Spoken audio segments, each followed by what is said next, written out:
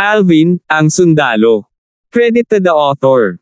679 hanggang 75. Ang mga pangalan po na nandito ay galing sa mga name generator. Kaya kung meron man pagkakatulad sa mga pangalan ng totoong tao o lugar, ito ay tunay na hindi sinasadya. Normal lang na walang reaksyon ang young Miss Irish sa pagkuha ng 1,000 low-grade origin stone. Kung tutuusin, ang kanyang pagkakakilanlan ay marangal, at wala siyang kakulangan sa origin stones. Ngunit si Lizardo at Logan ay sa halip ay mula sa maliliit na imperyo, gayunpaman sila ay talagang napakahusay kapag nakaharap sa mababang grado na origin stones. Talagang nakakagulat. Napabuntong hininga ang maraming tao. Siyempre, may mga tao na pinabulaanan ang argumentong ito, at nagsalita sila ng may ebidensya. Nakalimutan na ba ninyong lahat na parehong si Lizardo at Logan ay nagtataglay ng grade 3 na spirit weapon? Eksakto. Iyan ay isang grade 3 spirit weapon. Bukod sa young Miss Irish, kahit na sa mga pinakanamumukod-tanging grupo ng mga kabataang henyo mula sa ating Dark Cloud Dynasty, malamang na walang pangalawang tao na nagtataglay nito. Kung ikukumpara sa isang grade 3 spirit weapon, ang mababang grade origin stones ay walang halagang banggitin. Nagkaroon ng origin stone vein sa loob ng Dark Cloud Dynasty na mayaman sa mababang grade origin stones, samantalang, bago ngayon, ang Dark Cloud Dynasty ay nagtataglay lamang ng isang grade 3 spirit weapon na kilala sa publiko. Alin sa dalawa ang mas mahalaga? Hindi nagtagal, natapos ang paksang ito.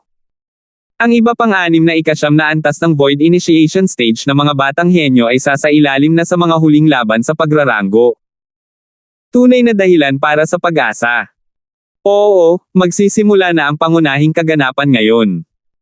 Ang 6 na ika-9 na antas ng Void Initiation Stage na mga batang eksperto ay malapit nang magsagawa ng matinding labanan. Nakakaawa naman si young Miss Irish, na nagsasabi na hindi siya makikipagkompetensya sa 6 na 9th level na Void Initiation Stage na mga batang eksperto mula pa noong una. Ngunit ngayon ay naintindihan na niya ang 9th level fire concept at orihinal na magkakaroon ng pagkakataon na makipagkompetensya sa mga batang eksperto sa 9th level Void Initiation Stage, ngunit pinalampas niya ang pagkakataon ngayon. Hindi ito masisisi kay young Miss Irish. Imposible para sa kanyang sarili na malaman na maayos niyang mauunawaan ang ika-9 na antas ng konsepto ng apoy habang nakikipaglaban kay Lizardo. Naging abala muli ang kapaligiran sa cage battle arena. Ang atensyon ng lahat ay lumipat sa 6 na ika-9 na antas ng mga eksperto sa Void Initiation Stage na kinabibilangan ni Alvin. Siyempre, maraming tao ang nagbanggit kay Irish at nakaramdam ng panghihinayang para kay Irish. Young Miss, nagsisisi ka ba? Sa first class spectating area na pag-aari lamang ng Flare Clan, tumingin si Elder kung kay Irish at nagtanong na may bahagyang ngiti. Bahagyang umiling si Irish. Walang dapat pagsisihan. Ang martial competition ng 10 Dynasties ay ang huling yugto. Ang ranggo na labanan ngayon ay wala bago ang martial competition ng 10 Dynasties, at ang mga ranggo ay walang kahalagahan.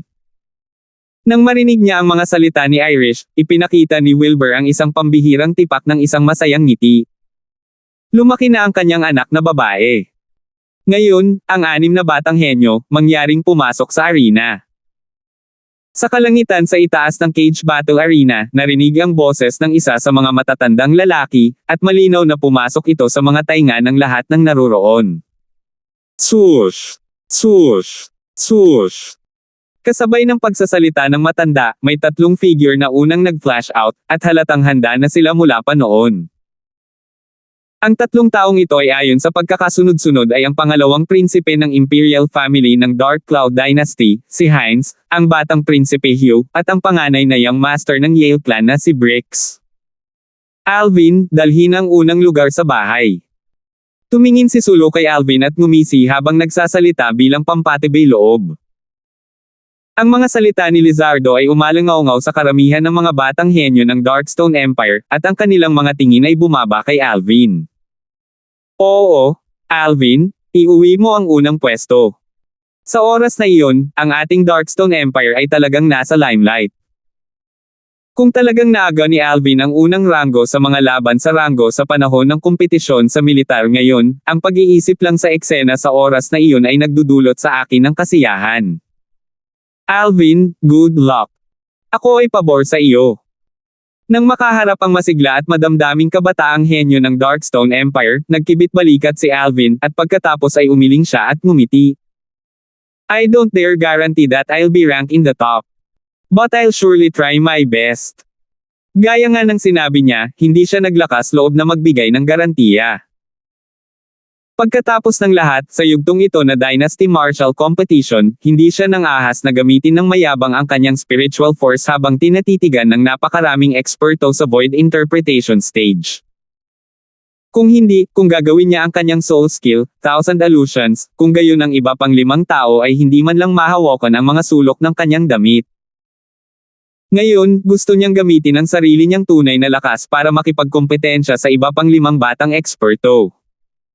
Alvin, nagbibiro sila? Huwag kang ma-pressure, sabi ni Sandro kay Alvin. Oo, nagbibiroan kami.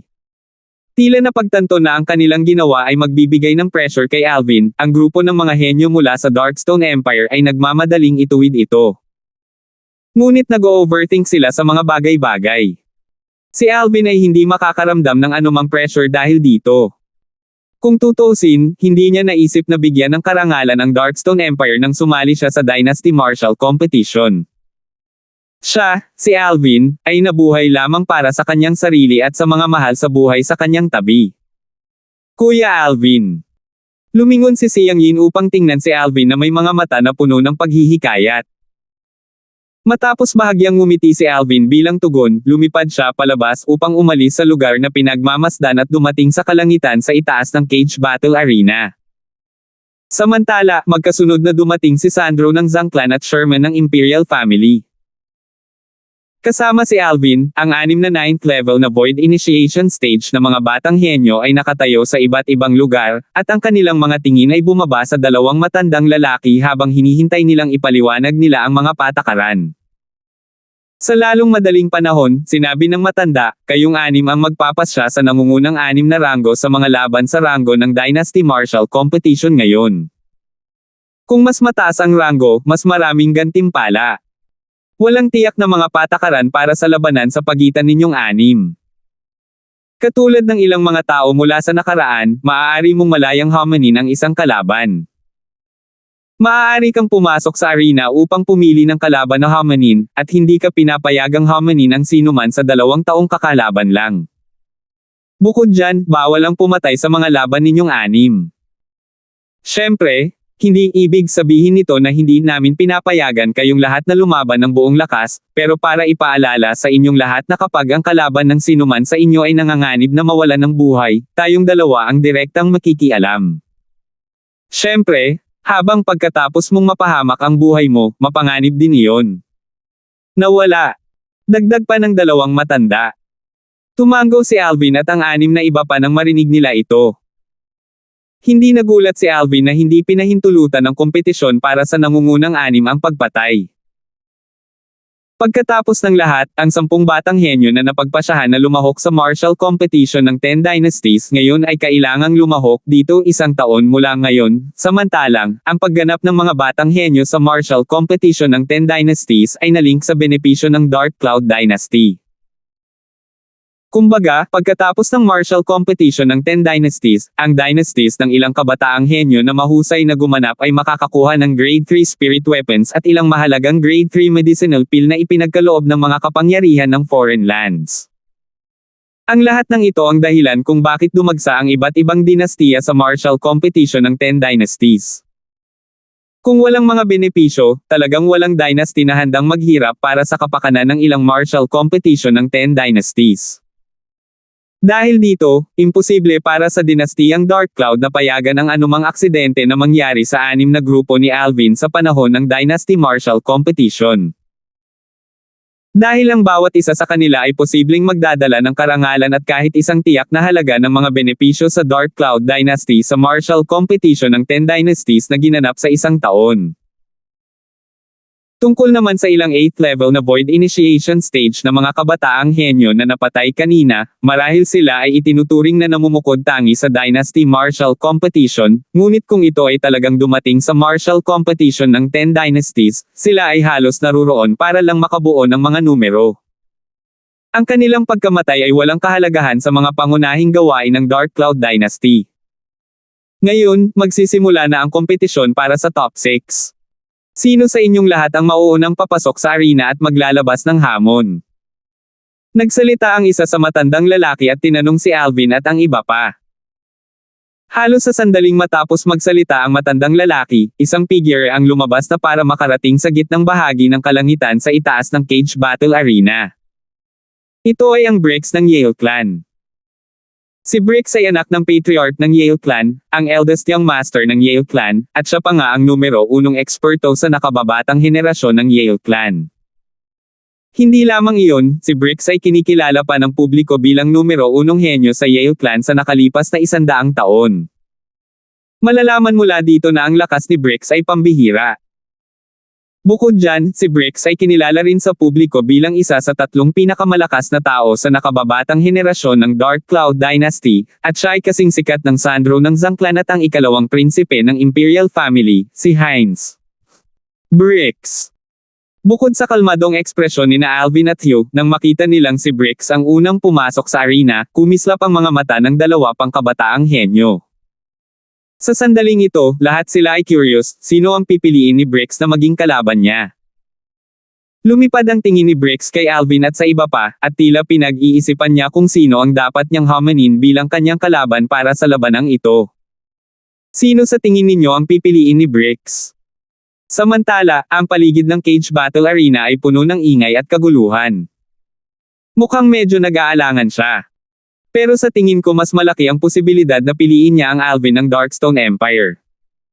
I think so too. After all, pinatay ni Alvin ang pangalawang pinakamalakas na eksperto ng kanilang Yale Clan sa nakababatang henerasyon, si Melo, kanina. Malamang maghihiganti si Brix para kay Melo. Maraming tao ang nakipag-usap ng animated at nahulaan. Nadama ng karamihan na hahamunin ni Brix si Alvin. Maging si Alvin mismo ay nadama na malamang nahamanin siya ni Brix pagkatapos marinig ang mga talakayan mula sa paligid. Sa di nagtagal, napansin ni Alvin na ang tingin ni Brix ay nakatutok sa isang tao. Hindi ako. Nang mapansin niyang wala sa kanya ang tingin ni Brix, hindi mapigilan ni Alvin na matigilan dahil bahagyang lumampas ito sa kanyang inaasahan. Sa sandaling ito, ang tingin ni Brix ay nakatutok sa isang kalapit na binata. Sandro. Nakipag-away ako sa iyo ng 2 beses sa lahat ng mga taon na iyon, ngunit natalo ka sa parehong pagkakataon. Pagkatapos noong gusto kitang talunin at hugasan ang aking kahihiyan, sa halip ay umalis ka sa kabisera at hindi na nabalitaan pa. Ang mga tingin ni Brix ay agad na nalock kay Sandro habang dahan-dahan siyang nagsasalita. Ngayon ay 3 beses kitang lalabanan. Matatalo kita at hugasan ang aking kahihiyan. Ang layunin ng labanan kay Brix ay bumaril sa kalangitan. Whoosh! Nanatiling hindi nagbabago ang ekspresyon ni Sandro ng hamanin ni Brix, at pagkatapos ay kumislap ang kanyang figure upang agad na makarating sa gitnang rehiyon ng kalangitan sa itaas ng cage battle arena upang makaharap si Brix. Brix! Sa wakas, nagsalita si Sandro. Alam mo ba kung bakit ka natalo sa akin noong unang 2 beses? Sa 2 pagkakataong iyon, hindi mas mababa sa akin ang lakas mo tulad ng ngayon.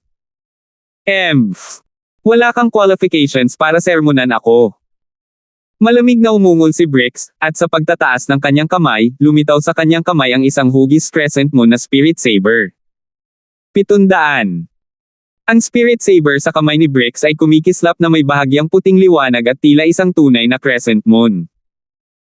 Nang makita nila sina Brix at Sandro na nakatayo sa paghaharap, ang 4 na grupo ni Alvin ay umatras at tumayo sa malayo sa kalangitan upang panoorin ang labanan.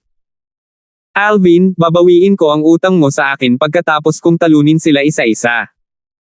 Biglang, isang voice transmission na puno ng kumpiyansa ang pumasok sa mga tainga ni Alvin. Hindi na kinailangan pang lumingon ni Alvin para malaman na ang voice transmission na ito ay kay Sherman. Maghihintay ako at tingnan. Hindi nagmamadaling sumagot si Alvin. Sinabi ni Sherman na gusto niyang talunin ang lahat. Mukhang hindi simple ang mga nakatagpo niyang pagtatagpo. Kung hindi, imposible para sa kanya na magkaroon ng ganoon kalakas na kumpiyansa. Hulaan ni Alvin sa kanyang puso. Kasabay nito, umatake si Brix. Sa pagtaas ng kanyang kamay, ang Spirit Saber sa kanyang kamay ay naglabas ng nakakasilaw na gatas na puting kinang, at ito ay nabuo mula sa kanyang origin energy na walang tigil na bumubulusok sa Spirit Saber sa kanyang kamay. Hindi lang iyon, mayroon ding mga strands ng Azure-colored energy na kumikislap sa loob ng origin energy ni Brix, at ito ay malinaw na wind concept. Swoosh! Kasabay ng pagsulong ni Brix, ang enerhiya ng langit at lupa ay umiikot sa kalangitan sa itaas niya habang ang 12 sinaunang may sungay na mga silhwete ng dragon ay unang namuo. Ito ang kababalaghang nabuo mula sa enerhiyang taglay ng isang ika-9 na antas ng Void Initiation Stage na martial artist na kumukuha ng enerhiya ng langit at lupa. Kasunod nito, lumitaw ang isa pang 7 sinaunang Horned Dragon silhouette. Ito ang amplification mula sa Grade 4 Spirit Saber sa kamay ni Brix. Sa huli, isa pang 9 na sinaunang may sungay na dragon ang lumitaw muli. Ika-9 na antas ng konsepto ng hangin. Ang lahat ng ito ay hindi tumigil doon. Kasabay ng isang strand ng mabangis na aura na namumulaklak mula sa Spirit Saber sa kamay ni Brix, isa pang nag-iisang sinaunang may sungay na dragon silhouette ang lumitaw sa kalangitan sa itaas niya. Unang antas ng Saber concept. Dalawang uri ng konsepto. Nang nasaksihan nila ang lakas na ipinahayag ni Brix, lahat ng iba pang 4 na batang henyo, kasama si Alvin, ay nagpahayag ng gulat na mga ekspresyon. Lalo na si Heinz, biglang nagsikip ang kanyang mga mag-aaral. Hindi niya inaasahan na ang lakas ni Brix ay talagang hindi namamalaya na malayo sa kanya. Nagdulot ito ng pagkadismaya sa kanya. Dalawang uri na naman ng konsepto. Bukod dito, ang isa sa mga ito ay kahit na ika-9 na antas ng konsepto. Karapat-dapat si Brix na maging numero 1 henyo sa nakalipas na 100 taon ng Yale Clan. Si Brix ay katulad ni Sherman at naunawaan niya ang dalawang uri ng konsepto. Mukhang magiging lubhang kawili-wili ang mga laban sa ranggo ngayon. Kung hindi pa naiintindihan ni Sandro ang dalawang uri ng konsepto, kung gayon ang labanang ito ay talagang medyo mapanganib para sa kanya. Kahit na naiintindihan niya ang Earth Force, siya ay lubos na hindi nakakakuha ng tulong mula sa Earth habang nasa himpapawid. Mukhang sobrang kalmado ang ekspresyon ni Sandro. Marahil ay naintindihan na rin niya ang dalawang konsepto. Ang paligid ng cage battle arena ay ganap na nagkakagulo. Sa sandaling ito, sina Sandro at Brix ay naging sentro ng atensyon. Karamihan sa mga tao ay nagulat sa pag-unawa ni Brix sa dalawang uri ng konsepto, samantalang, mas maraming tao ang sa halip ay nag-usisa kung paano ito haharapin ni Sandro. Walang umaasa na ang labanang ito ay magiging isang labanan na walang suspense.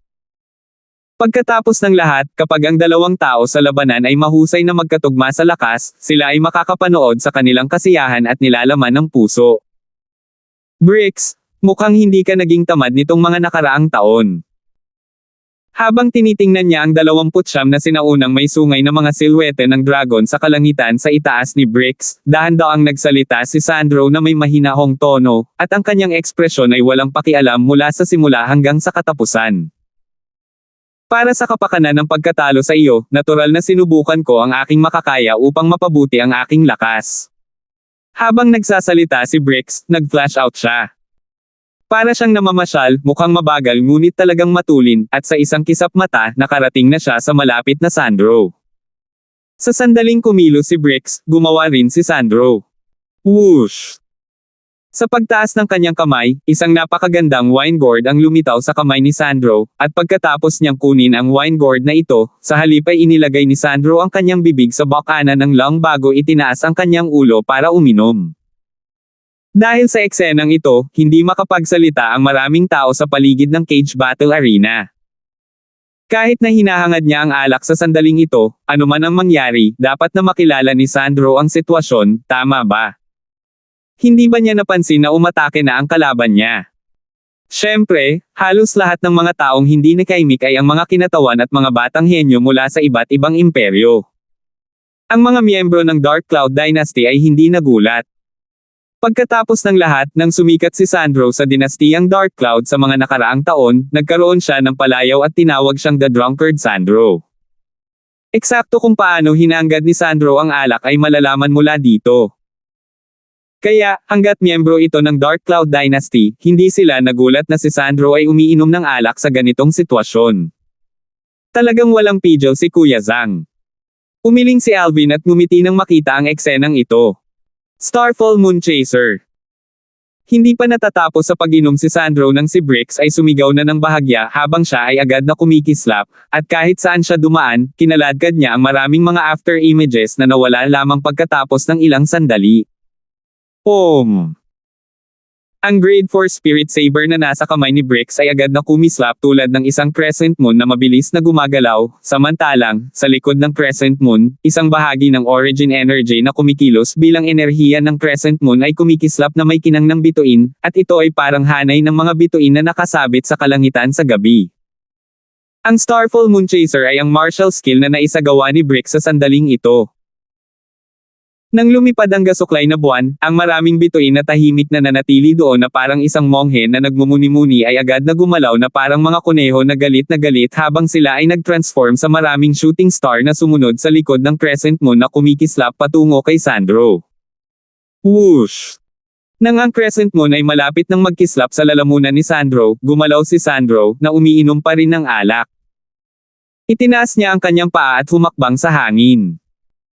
Halos sa sandaling bumaba ang kanyang paa, isang napakalaking malagatas na puting brick na nakondensed mula sa origin energy ay lumitaw sa ilalim ng kanyang paa, at ang napakalaking brick ay napuno ng isang earth and yellow energy. Malinaw, ito ay earth concept. Bang! Bumaba ang paa ni Sandro para tumuntong sa napakalaking ledrilyo. Kaagad, ang napakalaking ledrilyo ay nagkahiwa-hiwalay, at ang mga siksik na bitek ay tila naging isang sapot ng gagamba. Nang umasa si Sandro dito upang pumailang lang sa langit, ang napakalaking ledrilyo ay yumanig bago agad na sumabog at naging wala dahil natapos na nito ang kanyang misyon. Si Zhang Shu na pumailang lang ay tila nag-transform sa isang cannonball na pumutok sa langit, at madali niyang naiwasan ang crescent moon ni Brix kung ano ang hinabol ng grupo ng mga bituin. Ngunit ang gasuklay na buwan ay hindi lamang huminto doon, at tila may mga mata ito habang patuloy itong humahabol kay Sandro ng buong galit, at ang lakas nito ay hindi nabawasan kahit kaunti. Talagang wala itong konsumo. Hindi maiwasan ni Alvin na magulat habang nakatingin sa crescent moon na may malawak na origin energy na tumitibok pa rin dito.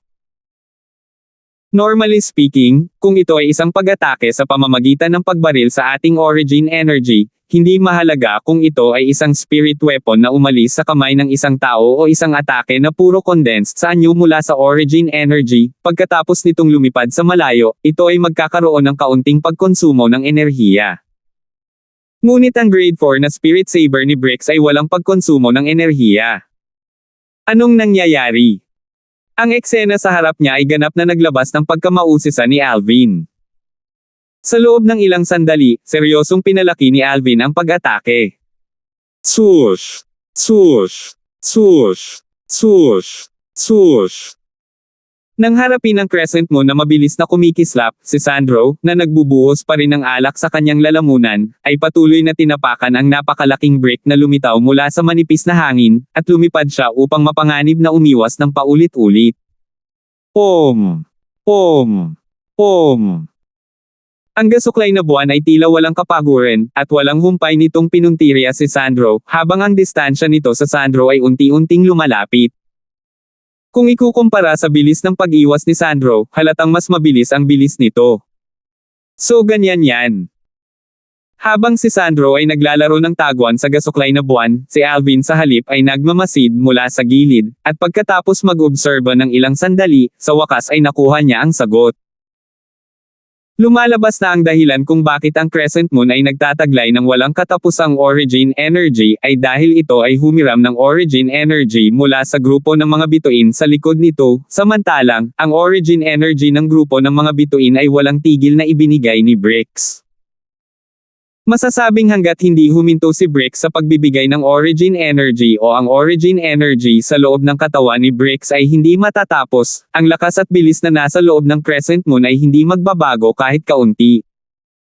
Anong kakaibang martial skill? Habang tinitingnan niya si Brix na naglalakad na walang ginagawa sa kalangitan habang kinokontrol ang spirit sword habang hinihiling niya nang itinaas ang kanyang kamay, hindi napigilan ni Alvin na mapabuntong hininga. Hindi pa rin tapos uminom si Kuya Zhang. Nang tumingin si Alvin kay Sandro na nagbubuhos ng alak sa kanyang tiyan, bahagya siyang natahimik, samantalang, ang mga nanunood na lugar na nakapalibot sa cage battle arena ay sa halip ay tahimik. Ang ilang mga tao ay nagsimulang makatulog. Tapos na siyang uminom. Nakainom na rin siya sa wakas. Biglang may tuwang-tuwa na sumigaw. Kaagad, ang grupo ng mga manunood sa paligid ng cage battle arena na inaantok kaagad ay parang kumuha ng stimulant, at silang lahat ay napuno ng espiritu habang nakatingin sa langit sa itaas ng cage battle arena. Sa sandaling ito, sa wakas ay natapos na si Sandro sa pag-inom, at itinaas niya ang kanyang kamay upang ilayo ang wine gourd sa kanyang bibig. Om! Halos hindi kumikislap ang crescent moon sa katawan ni Sandro, at hiniwa nito ang isang piraso mula sa sulok ng damit ni Sandro. Sampal. Sa ilalim ng mga titig ng lahat ng naroroon, ang origin energy sa kamay ni Sandro ay tumaas kasabay ng pagtaas ng kanyang kamay, at napuno ito ng malalim na earthen yellow na aura habang direktang sinasampal niya ang wine gourd. Kaagad, ang nagngangalit na origin energy at ang ikasyam na antas ng earth concept ay bumulwak sa wine gourd. Nanginginig ang wine gourd habang kumikislap ang puting ilaw, at pagkatapos ay direktang itinaas bago itinapon ni Sandro. Sa mas tiyak na pagsasalita, ito ay nabasag. Swoosh! Ang wine gourd na nabasag na si Sandro ay kumislap sa kalangitan, naglalaman ito ng enerhiya na napakalakas habang gumagalaw ito upang harangin ang gasuklay na buwan ni Brix na binago mula sa Grade 4 Spirit Sword ni Brix, at parang gusto nitong ituloy ito. Kasabay nito, 12 sinaunang Horned Dragon Silhouette ang unang lumitaw sa kalangitan sa itaas ng Sandro, at pagkatapos ay isa pang 9 na sinaunang Horned Dragon Silhouette ang lumitaw. Sa huli, lumitaw ang isa pang 8 sinaunang may sungay na dragon silhouette at 4,000 sinaunang mammoth silhouette. Ito ay nagpapalaki ng labis na lakas. Sa loob ng ilang panahon, maraming tao na may mapanuring titig ang nag-react sa dami ng mga silhouette sa kalangitan at napahiyaw sa gulat. Sa sandaling ito, ang lakas na ipinahayag ni Sandro ay ganap na nalampasan si Brix, at ito ay isang buong 4,000 sinaunang mammoth na halaga ng lakas na higit kay Brix. Bang! Ang wine gourd na napunit sa kalangitan ay bumangga sa crescent moon na muling kumislap patungo kay Sandro, at nagbugay ito ng napakalaking putok. Kasunod nito, isang malakas na alon ng hangin ang tangayan, at ito ay napalitan ng mga alon ng malalakas na unos na tumakas sa lahat ng direksyon. Bang! Matapos magbanggaan ang wine gourd at crescent moon, bigla silang naghiwalay bago muling nagbanggaan at nagbuga ng isa pang napakalaking putok. Grade 3 Spirit Weapon. Isa itong Grade 3 Spirit Weapon. Hindi lamang ito isang Grade 3 Spirit Weapon, isa rin itong Grade 3 Spirit Weapon na may kakayahang magbigay ng amplification ng 70% tulad ng Grade 3 Spirit Weapon na nasa pag-aari niyang Miss Irish. 701. Isang Grade 3 Spirit Weapon na nagbibigay ng amplification na 70%. Nakakamatay na tahimik ang lugar na pinagmamasdan kung saan lahat ng mga matataas na zangklan ay nakaupo. Pagkaraan ng maikling sandali, ang grupo ng mga nakatataas na zangklan ay tumingin sa Zangklan's Patriarch. Patriarch, ang Grade 3 Spirit Weapon na hawak ng eldest young master ay. Hindi ko rin alam. Bahagyang umiling si Patriarch Zhang, hindi umalis ang kanyang tingin sa Spirit Weapon gourd ni Sandro, at ang kanyang puso ay napuno ng pagkabigla. Saan nakuha ng aking panganay na anak ang espiritong sandata na ito? Sa mga tuntunin ng amplification, kahit na ang Grade 3 Spirit Weapon na hawak ng Imperial Family ng Dark Cloud Dynasty ay malamang na mas mababa sa Spirit Weapon na ito. Isa pang Grade 3 Spirit Weapon na nagbibigay ng amplification na 70%. Ang mga mag-aaral ni Marvin na nakaupo sa gilid ni Haring Yong ay humigpit, at sa ilang sandali, hindi niya napigil ang magpadala ng voice transmission upang tanungin ang binata na nakadamit ng violet sa malayong kalangitan. Kapatid na Alvin, ang espiritong sandata ni Sandro. Pavilion Master Marvin, tama ang nahulaan mo. Itong Grade 3 Spirit Weapon na nasa kamay ni Kuya Zhang ay personal na pino ng Grade 3 Weapons Craftsman sa likod ko. Nang marinig niya ang boses ni Marvin, hindi man lang siya lumingon para tingnan si Marvin bago mahulaan ang iniisip ni Marvin. Tulad ng inaasahan. Bagamat talagang nahulaan ni Marvin ito kanina, ngayong narinig niya mismo si Alvin na umamin, hindi maiwasan ni Marvin na mabigla sa kanyang puso. Mula dito, napagtanto ni Marvin ang isang problema, at ito ay hanggat ang grade 3 na weapons craftsman sa likod ni Alvin ay magpino ng isang spirit weapon, halos lahat ng spirit weapons na pino ay pinakamataas na grade sa mga top grade. Ang grade 3 spirit whip sa pag-aari ni Irish ay may kakayahang magbigay ng amplification na 70%. Ang grade 3 spirit weapon gourd na nasa pag-aari ni Sandro ay may kakayahang magbigay ng amplification na 70%. Bukod pa riyan, nang makilala niya si Alvin noong mga nakaraang taon, ito ay dahil naglagay si Alvin ng grade 4 spirit sword sa kanilang treasure gathering pavilion, isang grade 4 spirit sword na maaaring magbigay ng amplification na 60%. Anong uri ng pag-iral ang gumagawa ng armas na iyon? Sa sandaling ito, mas naging curious si Marvin tungkol sa weapons craftsman sa likod ni Alvin. Para naman sa ibang tao sa paligid ng cage battle arena, lahat sila ay nagulat. Ito ang pang-apat na baitang tatlong espiritu na sandata na lumitaw ngayon. Akala ko matatalo si Sandro kay Bricks, ngunit hindi ko akalain na bawiin niya ang isang grade 3 spirit weapon. Oo, si Sandro na nagtataglay ng grade 3 spirit weapon ay ganap na nalampasan sa mga tuntunin ng lakas. Ang eksena sa harap nila ay naging sanhi ng pakiramdam ng grupo ng mga manunood na lumitaw ang isang pagliko sa kalsada. Bang! Isa pang napakalaking putok ang tumunog, at ito ay sanhi dahil ang wine gourd ni Sandro ay muling nabasag niya matapos itong bumalik sa kanya, na naging dahilan upang ito ay bumangga sa crescent moon na kinokontrol ni Bricks. Pagkaraan ng ilang ulo sa banggaan, ang ekspresyon ni Sandro ay nanatiling hindi nagbabago, samantalang, ang mukha ni Bricks ay tila mapatla. Sandro! Sa pagtaas ng kanyang kamay, ang gasuklay na buwan ni Bricks ay nag-flash pabalik upang bumalik sa kanyang kamay. Hindi ko talaga akalain na pagkatapos na hindi kita makita sa loob ng maraming taon, talagang nakakuha ka ng ganoong kapalaran para makakuha ng grade 3 na spirit weapon na tulad nito. Sa orihinal, sa ganang kanya, ito ay ganap na sapat upang durugan si Sandro gamit ang dalawang uri ng konsepto na naintindihan niya. Ngunit dahil sa kanyang inaasahan, si Sandro ay talagang nagtataglay ng isang grade 3 na spirit weapon, at ito ay isang grade 3 na spirit weapon na may kakayahang magbigay ng amplification na 70%. Pagkatapos ng maraming banggaan, naramdaman niya ang isang alon ng kawalan ng kapangyarihan sa kanyang puso. Naiintindihan mo ang dalawang uri ng konsepto, kaya bakit hindi ako magkaroon ng grade 3 na spirit weapon? Nagsalita si Sandro na may kalmadong ekspresyon. Sandro! Dahil taglay mo itong grade 3 spirit weapon, alam kong hindi ako katapat mo. Pero kung hindi mo taglay itong grade 3 spirit weapon o ang lakas mo ay katumbas sa akin, imposibleng matalo mo ako. Nagsalita si Brick sa medyo dismayadong tono. Ganun ba? Nagsimulang tumawa si Sandro. Kasabay nito, ang origin energy sa spirit weapon gourd sa kanyang kamay ay bahagyang humupa. Kasabay nito, ang mga sinaunang mammoth na silhouette na higit kay Bricks ay unti-unting kumalat sa kalangitan sa itaas ng Sandro.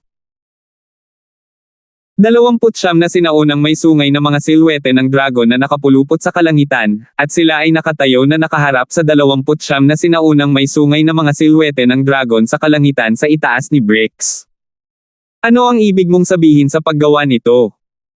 Kahit na nagtanong siya ng ganito, ngunit ang mga mata ni Bricks ay nahayag sa hibla ng hindi mahahalata na kasiyahan. Nothing much. Di ba sabi mo umaasa ako sa lakas ng spirit weapon ko at umaasa sa lakas ko na hihigit sa iyo para matalo ka? Ngayon, pinigilan ko na ang lakas ko na kapareho ng level mo para labanan ka. Kontento ka na ba?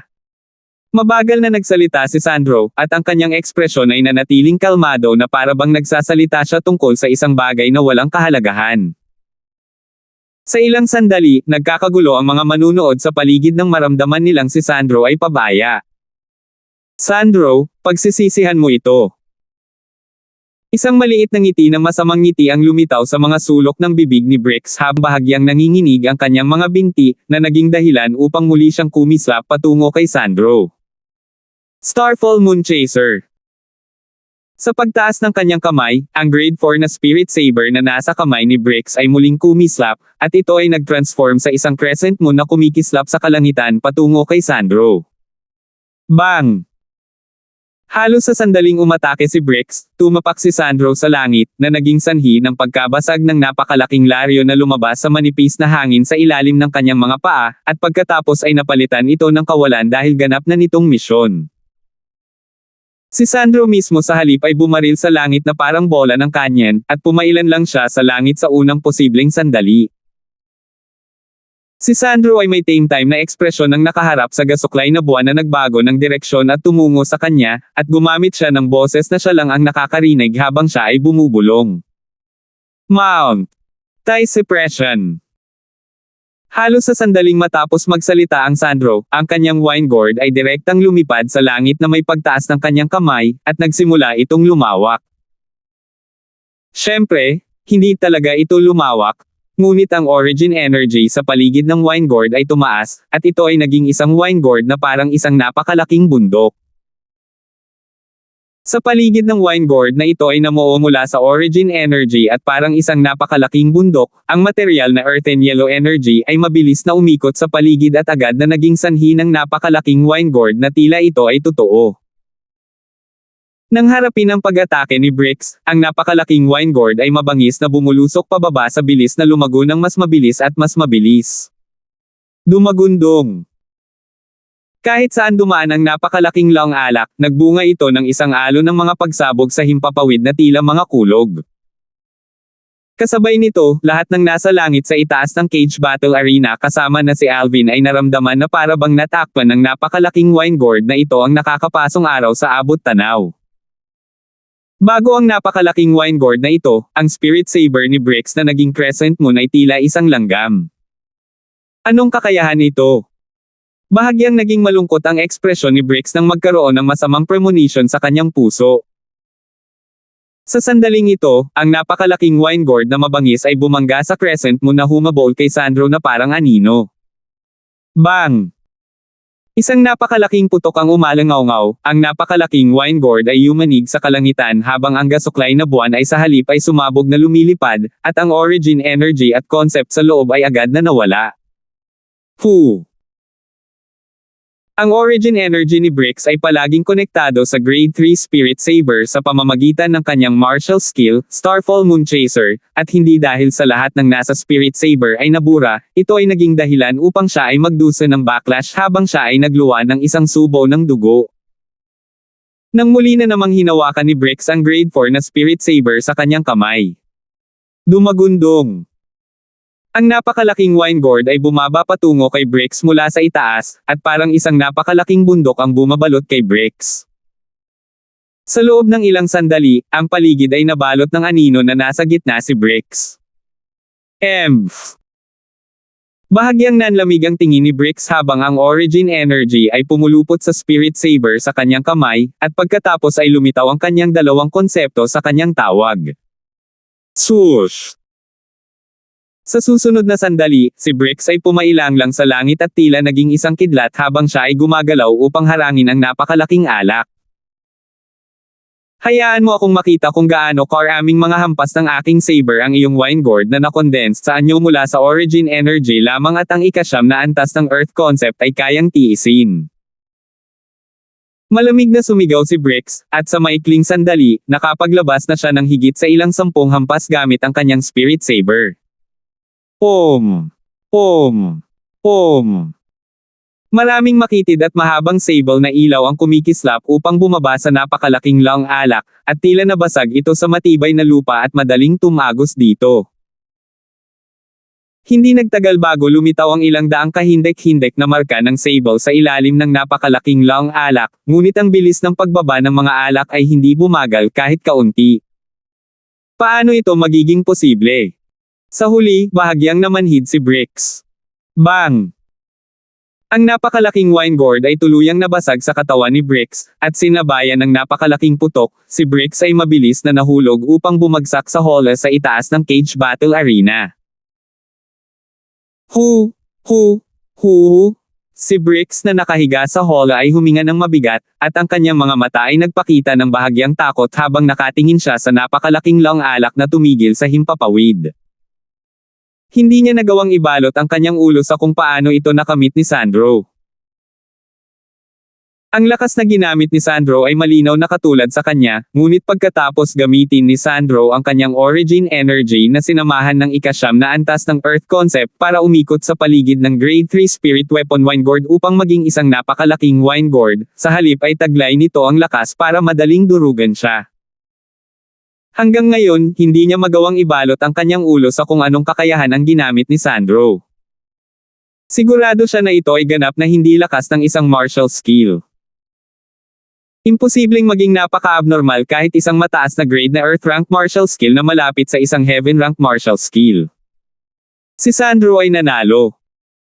Minsan matapos ang matandang lalaki sa kalangitan sa itaas ng cage battle arena ay nakabawi mula sa kanyang pagkagulat at inihayag na si Alvin at ang grupo ng mga batang henyo ay nakabawi mula sa kanilang pagkabigla. Kahit na ito ay napakahusay, ang martial skill na isinagawa ni Kuya Zhang kanina ay hindi sapat para pahintulutan siyang agad na durugin si Bricks. Ang kanyang Earth concept ay talagang may kakayahang pilitin ang origin energy na umikot sa paligid ng wine gourd at namuo upang maging isang aktwal na piraso ng lupa. Ang napakaraming saber light na iyon mula sa daan-daang pag-atake na pinaputok ni Bricks ay sumabog sa napakalaking wine gourd, ngunit karamihan sa enerhiya nito ay na-neutralize sa daan ng lupa na nakapalibot sa spirit weapon wine gourd. Sa huli, nang sa wakas ay nabangga ito sa spirit weapon wine gourd, wala na itong gaanong lakas na natitira, at hindi na ito makakaapekto kay Big Brother. Hindi mapigilan ni Alvin na mapabuntong hininga. Ayon sa mga alaala ng Rebirth Martial Emperor, iisa lang ang posibilidad. Ang posibilidad ay naabot na ni Sandro ang threshold ng intermediate concept. Kung hindi, magiging imposible para sa kanya na umasa sa ika-9 na antas ng elementarya na konsepto para gawing tunay na bahagi ng lupa ang kanyang origin energy.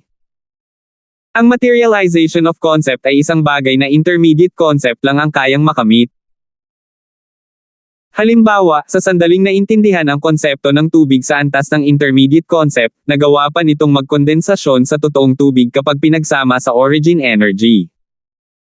Ang fire concept ay magkatulad, ito ay may kakayahang pagsamahin sa origin energy upang paikliin ang mga tunay na apoy. Ano man ang konsepto ng kalikasan, hanggat naabot nito ang antas ng intermediate na konsepto, kung gayon hanggat handa ang taong nakaunawa sa konsepto ng kalikasan, magagawa nilang maisakatuparan ang konsepto. Tulad ng pag-atake ni Nympha noong araw na iyon.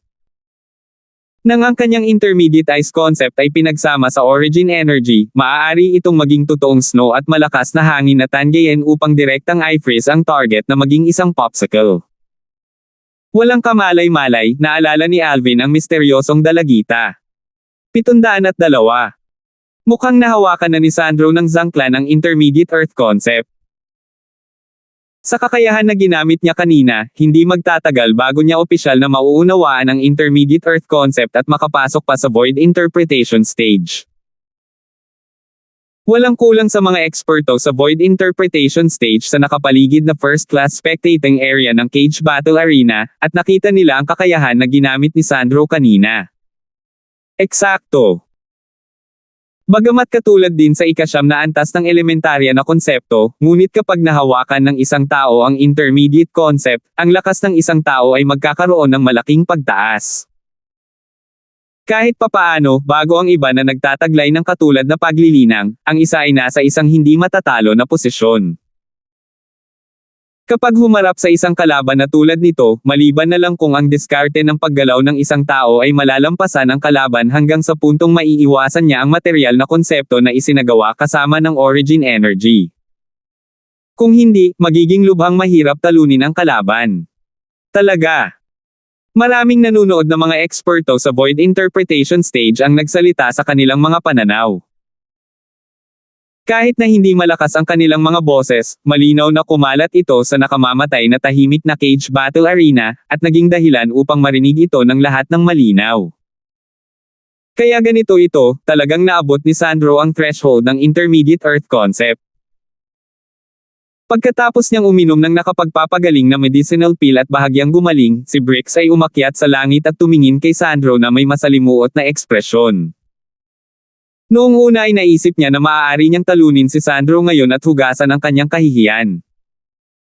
Ngunit sa hindi inaasahan, ang kinalabasan ay katulad ng huling 2 beses. Talo pa rin siya kay Sandro. Intermediate Earth Concept. Tumingin si Hines kay Sandro na may bahagyang madilim na ekspresyon, nang marinig niya ang mga talakayan ng mga eksperto sa Void Interpretation Stage, naunawaan niya na hindi siya katapat ni Sandro. Hindi bababa sa hindi siya katugma ni Sandro ngayon. Kung ibibigay niya ang kanyang buong lakas, ang kanyang lakas ay mas mababa pa kay Brix, at lubos na imposible para sa kanyang diskarte sa paggalaw na mas mabilis kaysa kay Sandro. Bigla niyang napansin na hindi niya alam na siya pala ang nasa ibaba sa gitna ng 3 kinikilala ng publiko na pinakatanyag na mga batang eksperto ng Dark Cloud Dynasty. Naging dahilan ito upang bahagyang hindi niya ito matanggap. Hindi nagtagal, lumipat ang tingin ni Hines kay Alvin, at pagkatapos nitong dumaan kay Alvin, bumaba ito kay Sherman. Sa kabutihang palad, may 2 taong ito na nasa ilalim. Sa ganitong paraan, kahit na mas mababa ako kina Hines, Sandro, at Brix, hindi ito masyadong nakakahiya. Sa sandaling ito, ganap na hindi napagtanto ni Hines na hindi niya lubos na nauunawaan ang tunay na lakas nina Alvin at Sherman. Kahit na nag-away silang 2 kanina, agad nilang napatay ang kanilang mga kalaban at kahit na ang fenomenon ng langit at lupa ay hindi pa nagkakaroon ng anyo bago natapos ang lahat. Sa gitna ng mga alon ng papuri mula sa paligid ng cage battle arena, nanatiling hindi nagbabago ang ekspresyon ni Sandro habang siya ay lumipat sa gilid, at ang kanyang tingin ay dumaan kay Alvin, Sherman, Hugh, at Hines. Labis siyang na-curious kung sino ang susunod na papasok sa arena. Sino ang susunod na maglalabas ng hamon? Samantala, ang isa sa mga matatandang lalaki ay tumingin sa 4 na grupo ni Alvin. Gagawin ko. Isang mahinang sigaw ang umalangaw-ngaw nang dumating na ang isang nakaitim na binata sa gitnang bahagi ng kalangitan sa itaas ng cage battle arena. Sa kasalukuyan, ang tao sa arena ay walang iba kundi ang ikalawang prinsipe ng Imperial Family ng Dark Cloud Dynasty, si Hines. Pumasok na sa arena ang ikalawang prinsipe. Hindi ko akalain na ang 3 kinikilala ng publiko na pinakamalakas na mga batang eksperto ng ating Dark Cloud Dynasty ay papasok sa arena ng ganoon kabilis. I wonder kung sino ang pipiliin ng second prince bilang kanyang kalaban. Kahit sino man ito, mas malaki ang tsansa ng pangalawang prinsipe na manalo. Ang kanyang lakas ay hindi mas mababa kina Sandro at Brix. Masiglang nag-usap ang mga manunood sa paligid. Maraming tao ang pumuri kay Hines hanggang sa kalangitan, at naging sanhi ito ng pakiramdam ni Hines na bahagyang uminit ang kanyang mukha. Marahil ang kanyang lakas ay hindi mas mababa kay Sandro at Brix noong nakaraan. Ngunit ngayon, alam niyang hindi siya katugma nina Sandro at Brix. Siyempre, kung haamon siya nina Sandro at Brix, lalaban pa rin siya at talagang hindi direktang aaminin ang pagkatalo. Bilang ikalawang prinsipe ng Imperial Family ng Dark Cloud Dynasty, mayroon siyang sariling kay-abangan at pagmamalaki, kaya kahit hindi siya kalaban, lalaban siya hanggang dulo at ipahahayag ang kanyang lakas at likas na talento na higit pa sa mga ordinaryong kabataang henyo. Kasabay ng pagkislap ng tingin ni Hines kay Hugh, Alvin, at Sherman, ang cage battle arena ay tumahimik habang ang lahat ay nagpipigil ng hininga. Sa huli, nakalok ang tingin ni Hines sa isang tao. Isang binata na nakasuot ng puting damit. Sherman. Ang taong hinamon ni Hines ay si Sherman, ang dating Zither Young Master ng 5 dakilang Young Master ng Azure Forest Imperial Kingdom.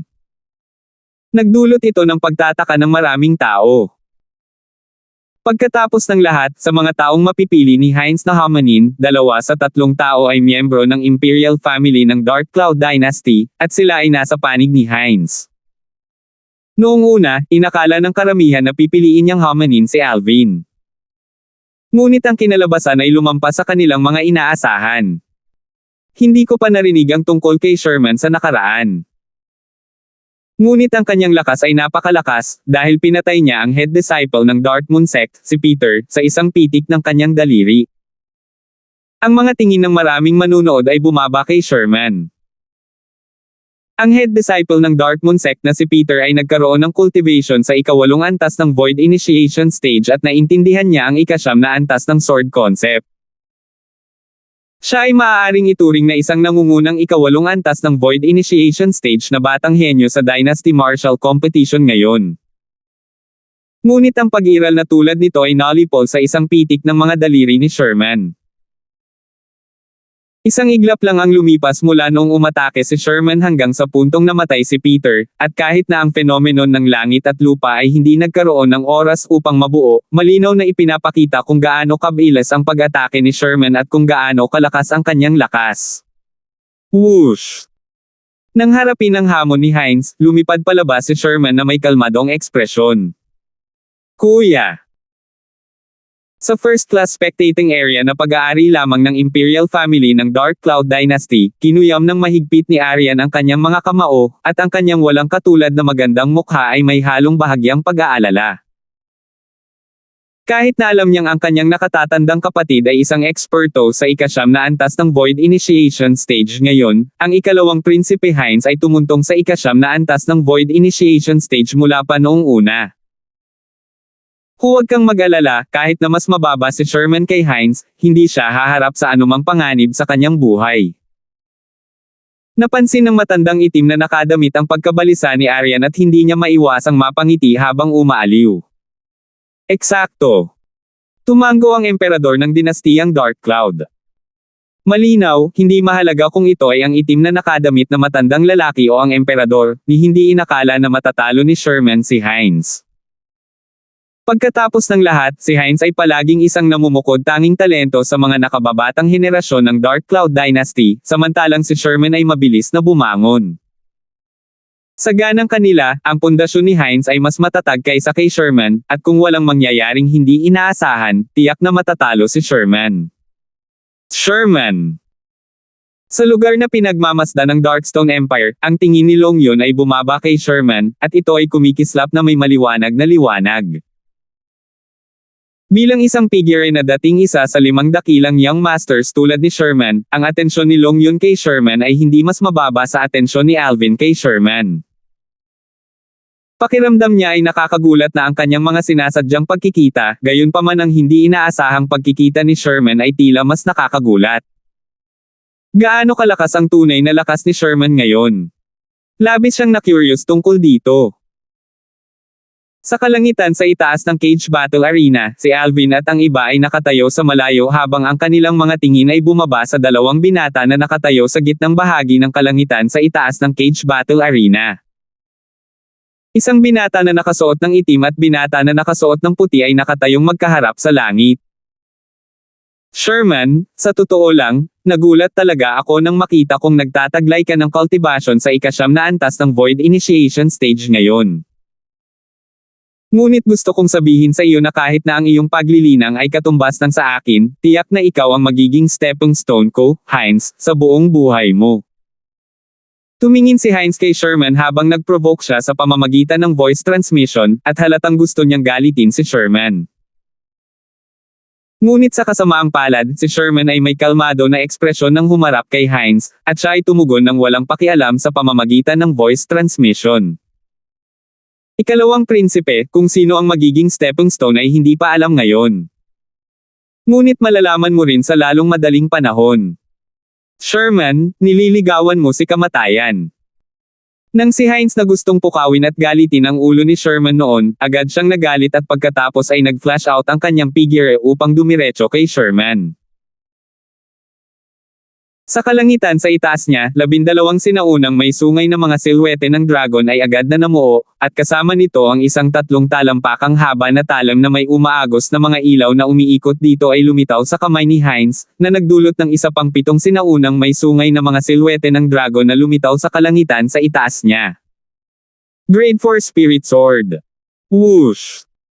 Sa huli, kasama ang isang strand ng walang kapantay na matalas na aura na kumukutitap sa 3 talampakang haba ng talam, isa pang 9 na sinaunang may sungay na mga silhwete ng dragon ang nabuo at nakapulupot mula sa langit sa itaas niya. Hindi lang iyon, may isa pang aura na naghalo sa loob ng origin energy sa espada ni Hines, at ito ay ang aura ng isang advanced force. 2,000 sinaunang mammoth silhouettes condensed sa anyo kasama ng hitsura ng force na ito. Ang lakas ng 28 sinaunang may sungay na dragon at 2,000 sinaunang mammoth, ito ang buong lakas ni Hines. Swoosh! Ang bilis ni Hines ay napakabilis, at siya ay tila isang palaso na umalis sa busog upang makarating sa harap ni Sherman sa maikling sandali. Mamatay! Biglang, bahagyang nanlamig ang tingin ni Hines habang ang grade 4 na spirit sword sa kanyang kamay ay nakakurbada sa isang arko at mabilis na kumislap. Sa sandaling sinaktan ni Hines. Swish! Swish! Swish! Isang alo ng espada ang umalangaw-ngaw, at sila ay bumangon at bumagsak. Ang grade 4 na spirit sword sa kamay ni Hines ang nag-condense ng 10 sword lights na na-condense sa anyo mula sa origin energy na lumabas sa hangin mula sa lahat ng direksyon bago tumusok patungo kay Sherman.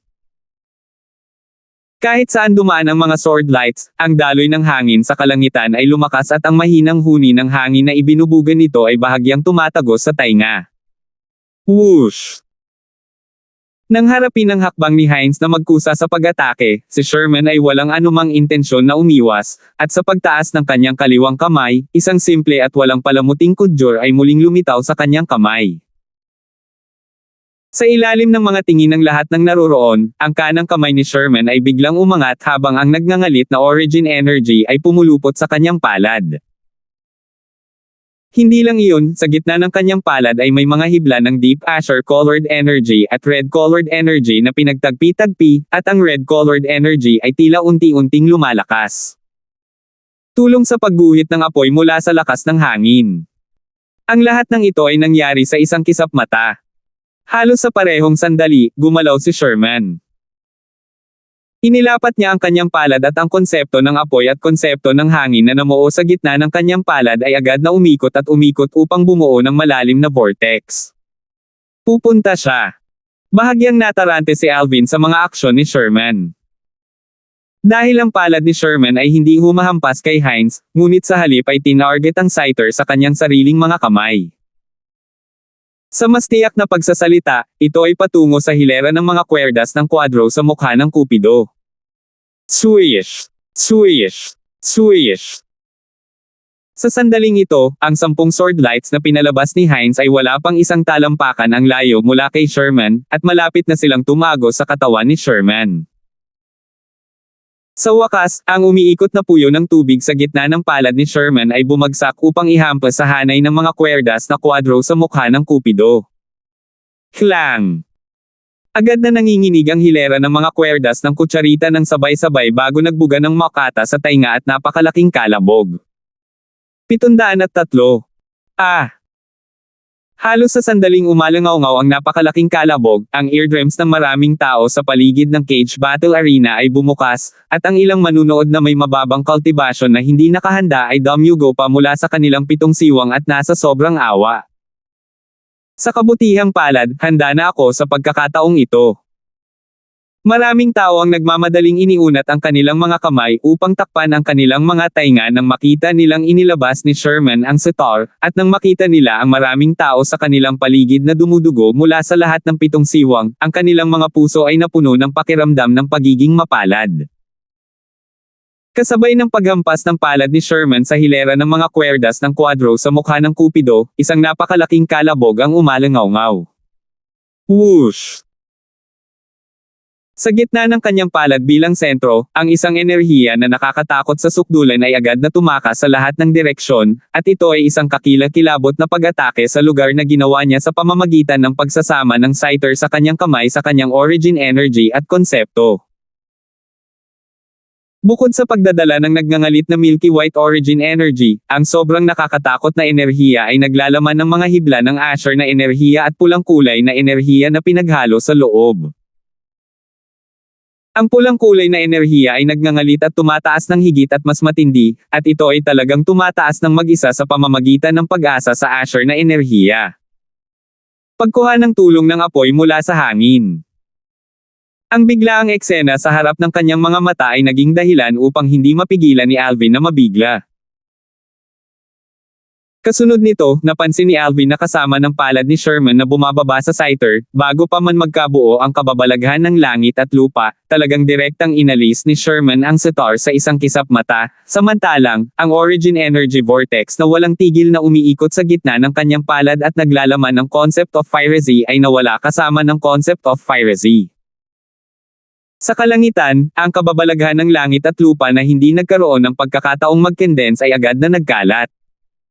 Kaagad, isang pag-iisip lang ang nananatili sa isip ni Alvin. Hindi niya iisipin na sapat na itong welga niya para talunin si Hines, di ba? Bumilis ang tibok ng puso ni Alvin nang may pumasok sa kanyang isipan. Whoosh! Sa madaling panahon, napagtanto ni Alvin na nahulaan niya ng tama. Ang enerhiya na tumakas sa paligid pagkatapos bumaba ang palad ni Sherman sa Scyther, ay nabuo sa isang Origin Energy Vortex na walang tigil din na umiikot, at pinagsama sa Asher at pulang enerhiya, tila ito ay isang mabilis na umiikot na gulong ng apoy at hangin. Sa loob ng Origin Energy Vortex, ang pulang kulay na enerhiya ay mabilis na lumago sa ilalim ng supply ng enerhiya mula sa kulay Asher na enerhiya. Kasabay ng paglaki ng pulang enerhiya, ang lakas na nasa loob ng Origin Energy Vortex ay lumakas, at hindi ito kahit kaunting naapektuhan ng kawalan ng karagdagang aksyon ni Sherman. Bang! Bang! Bang! Ang Origin Energy Vortex ay walang tigil na kumalat at dinala ang lakas ng apoy at hangin nang bigla itong pumutok, na nagdulot ng isang alon ng nakakabinging pagsabog ng hangin na umalangaw-ngaw sa kalangitan. Hindi lang iyon, bukod sa nag-iisang sword light na pinakamalapit kay Hines, lahat ng iba pang 9 na sword lights na nakondensed mula sa 3 talampakang haba ng talam sa kamay ni Hines ay nabasag ng Origin Energy Vortex. Whoosh! Matapos basagin ng Origin Energy Vortex ang 9 na sword lights, hindi ito nawala ng momentum kahit kaunti habang patuloy itong nagwawali sa lahat ng direksyon at bumabalot kay Hines. Bang! Isa pang napakalakas na putok ang tumunog, at si Hines at ang kanyang espada ay natangay sa Origin Energy Vortex. Sa sandaling ito, kahit na pinakilos ni Hines ang lahat ng Origin Energy sa loob ng kanyang katawan sa tamang panahon, mahihirapan pa rin siyang labanan ang Origin Energy Vortex. Sa ilalim ng mga tingin ng lahat ng naroroon, ang Spirit Sword na nasa kamay ni Hines ay napakabilis na natangay ng Origin Energy Vortex, at nahulog ito sa Cage Battle Arena, samantalang, si Hines mismo ay dinala ng Origin Energy Vortex para kumuha ng ilang 10 pag-ikot, nanginginig siya hanggang sa puntong ang kanyang mukha ay namumutla mula sa kanyang bibig at nag-spray ng dugo. Kung magpapatuloy ito, halatang mamamatay siya. Whoosh! Sa sandaling ito, ang 2 matandang lalaki na namuno sa kompetisyon ng militar ay sabay na gumalaw. Ang isa sa kanila ay nagligtas kay Hines, habang ang isa naman ay tinanggal ang Origin Energy Vortex sa pamamagitan ng pagtaas ng kanyang kamay.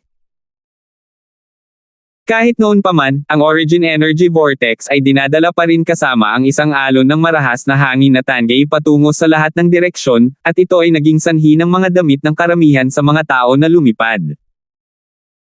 Sa sandaling ito, tanging ang tunog lamang ng paghinga ni Hines at ang sipol ng marahas na hangin ang nananatili. Sabay-sabay na bumaba ang maraming tingin sa binata na may puting damit sa gitnang bahagi ng kalangitan sa itaas ng Cage Battle Arena. Mula sa simula hanggang sa huli, ang binata na nakasuot ng puti ay hindi gumagalaw kahit kaunti, at nakatayo siya roon na hindi gumagalaw na parang bundok, na may ekspresyon na tila hindi magbabago kahit na gumuho ang mount. Tay sa kanyang harapan. Ganito lang natalo si Second Prince. Ang mga manunood sa paligid ng Cage Battle Arena ay sunod-sunod na nakabawi mula sa kanilang pagkagulat, at lahat sila ay nagpahayag ng pagtataka at pakiramdam na mahirap paniwalaan na ang lahat ng nakita nila kanina ay totoo. Naramdaman pa ng ilang tao na nanaginip sila. Ngunit nang iunat nila ang kanilang mga kamay upang mahigpit na kurutin ang kanilang sariling mga hita, ang sakit na kanilang naramdaman ay tila nagsasabi sa kanila na hindi sila nananaginip. Si Sherman ay nanalo. Kasama ang matandang lalaki sa kalangitan sa itaas ng Cage Battle Arena na nagsasalita, ang kinalabasan ng labanan ay lumitaw. Samantala, nagising ang lahat sa kanilang pagkagulat. Masyadong nakakatakot. Si Sherman ay sobrang nakakatakot. Hindi lang siya nakakatakot, abnormal lang siya. Wala lang noong pinatay niya ang head disciple ng Dark Moon sect na iyon bago mag-condense ang fenomeno ng langit at lupa. Tutal, ang kalaban niya ay isa lamang 8th level void initiation stage martial artist. Pero kanina, nang kaharap ang ikalawang prinsipe, isa sa tatlong kinikilala ng publiko na pinakamalakas na mga kabataang eksperto ng nakababatang henerasyon ng dinastiyang Dark Cloud, talagang tinalo niya ang kanyang kalaban sa isang galaw lang. At saka, ang fenomeno ng langit at lupa ay hindi man lang nagkaroon ng oras na mag-condense sa anyo. Sa kasabihan, nangangagat ang mga aso. Mukhang ang mga salitang ito ay hindi ni Katie Ting na pagkakamali. Nagkagulo ang buong cage battle arena dahil natalo ni Sherman si Hines sa isang galaw. Namula pa nga ang mga mukha ng maraming tao, at tuwang-tuwa sila. Para bang ang tumalo sa ikalawang prinsipe ay hindi si Sherman kundi sila. Ito. Sa first-class spectating area na pag-aari ng Imperial Family, ang matanda na nakasuot ng itim ay ganap na natulala. Si Sherman ay ang kanyang personal na disipulo, at lohikal na pagsasalita, walang sino man ang mas makakaunawa kay Sherman kaysa sa kanya. Ngunit ngayon, ang kasanayang ipinahayag ni Sherman ay sa halip ay naging sanhi ng kanyang pakiramdam na hindi pamilyar. Lalo na ang origin energy vortex na lumitaw habang itinaas ni Sherman ang kanyang kamay, malinaw na ito ay isang napakalakas na kasanayan sa militar, ngunit hindi pa niya nakita o narinig ang martial skill na ito dati. Ang emperador na nakaupo sa gilid ng matanda ay hindi maiwasang mapabuntong hininga. Talagang napakalakas ni Sherman. Marahil ang lakas ni Sherman ay katumbas pa ng Hugh. Nang maalala niya ang eksena noon, hindi maiwasan ng Emperor na mabigla sa kanyang puso. Sa sandaling ito, ang Emperor ay hindi nakaramdam ng kahit katiting na sama ng loob dahil natalo ni Sherman ang kanyang anak. Sa ganang kanya, ito ay isang magandang bagay para sa kanya at sa Imperial Family na ang isang batang henyo na mas malakas kaysa sa kanyang anak ay nagawang lumitaw sa Imperial Family. Nangangahulugan ito na nagkaroon ng pagkakataon ang mga miyembro ng Imperial Family na umakyat pa sa entablado na martial competition ng 10 Dynasties. Sa simula, ang Emperor ay may dismayadong ekspresyon nang sumulyap siya sa malayong Hines na may nakakatakot na maputlang mukha. Kasunod nito, tila may naisip ang Emperador, at nagsimula siyang tumawa ng buong puso. Ha. Sherman, maganda ang ginawa mo. Ang lakas mo talaga ang nagbigay sa akin ng kaaya-ayang sorpresa. Huwag na nating pag-usapan ang reward mo para sa mga laban sa rangkang. Magpapasya na ako ngayon na pagkatapos ng Dynasty Martial Competition, gaano man ang ranking mo, bibigyan kita ng dagdag na 10,000 low-grade Origin Stones. Pinigilan ng mga salita ng Emperors ang lahat ng maingay na boses sa Cage Battle Arena, at malinaw itong kumalat sa buong Cage Battle Arena. Para sa isang oras, ang Cage Battle Arena ay tahimik, at tanging ang tawa ng Emperor ang natitira. 10,000 mababang grado na pinagmulang bato. Maraming nagninangas na tingin ang mahigpit na nakalock kay Sherman mula sa paligid ng Cage Battle Arena, at wala silang ibang hinangad kundi ang pumalit sa kanya. As expected of our Dark Cloud Dynast's Emperor. Hindi lang siya nakaramdam ng hiya at galit sa pagkatalo ng Second Prince, ginagantimpalaan pa rin niya ang taong tumalo sa Second Prince. Ang kanyang kamahalan ay matalino, mabuhay ang kanyang kamahalan. Sa lalong madaling panahon, maraming mga manunood sa paligid ng Cage Battle Arena ang hindi naging mademo sa kanilang mga salita ng papuri sa Emperor. Salamat, kamahalan. Matapos marinig ni Sherman ang Emperor, bahagyang nabigla siya, at nagmamadali siyang nagpahayag ng pasasalamat pagkatapos makabawi mula sa kanyang pagkagulat. Sa orihinal, kahit na handa siyang talunin ang ikalawang prinsipe ngayon, bahagyang nag-aalala siya sa saloobin ng Emperor. Pagkatapos ng lahat, ang ikalawang prinsipe ay ang biolohikal na anak ng Emperador, samantalang siya ay isang tagalabas lamang. Ngayon ay tila na-overthought niya ang mga bagay-bagay. Kung sinabi na kung kaninong ekspresyon ang pinaka-hindi magandang tingnan ngayon, walang alinlangan na ito ang pangalawang prinsipe, si Hines. Matapos matalo ni Sherman, nahihiya si Hines at wala nang ibang hinihiling kundi ang maghukay ng butas sa langit para itago ang sarili. Kung iisipin na siya, ang marangal na ikalawang prinsipe ng dinastiyang Dark Cloud, isa sa 3 dakilang kabataang eksperto ng nakababatang henerasyon ng Dark Cloud Dynasty ay talagang natalo sa mga kamay ng taong may mababang kapanganakan, paano niya ito matitiis? Pinakamahalaga, ginamit niya ang voice transmission para hiyain at pukawin si Sherman sa maraming pagkakataon kanina. Sa sandaling ito, pakiramdam niya lahat ng ginawa niya kanina ay parang sinasampal niya ang sarili niyang mukha. Ngayon, si Sherman ay malamang nasisubog sa tawa sa kanyang puso, tama ba? Walang kamalay-malay, ang katawan ni Hines ay nagsimulang bahagyang manginig, at siya ay galit na galit hanggang sa limitasyon, ngunit nagkataong wala siyang magawa. Paano posibleng magkaroon ng ganoong kalakas na lakas si Sherman sa maikling panahon lang? Ngunit, sa parehong oras na si Hines ay nakaramdam ng takot sa lakas na ipinahayag ni Sherman, ang kanyang puso ay napuno ng inggit. Ano ba talaga ang fortuitous encounter na nakuha niya? Bakit hindi ako ang nakakuha ng fortuitous encounter? Sa pag-aalala ni Hines, kung nakuha niya ang hindi sinasadyang engkwentro na nakuha ni Sherman, marahil ay nakalusot na siya sa void interpretation stage ngayon. Kinasusuklaman niya. Nainggit siya. Hindi tulad ng galit at inggit ni Hines, bahagyang nanliit ang mga mata ni Alvin habang nakatingin kay Sherman. Talagang hindi ko akalain na si Sherman ay nagtataglay ng napakalakas na lakas ngayon. Lalo na ang kanyang pag-unawa sa wind concept at fire concept ay masasabing nasa pinakamataas na antas. Gaya nga ng kasabihan, habang pinapanood ng mga baguhan ang palabas, pinanood ng mga eksperto ang husay na kasangkot. Kanina, ang mga ordinaryong martial artist ay lubos na hindi napansin ang fire concept na patuloy pa rin sa paglaki pagkatapos alisin ni Sherman ang Zither, ngunit malinaw na nakita ito ni Alvin. Pagkuha ng tulong ng apoy mula sa lakas ng hangin, at lumalakas ito. Ito ay pangunahing sentido komon.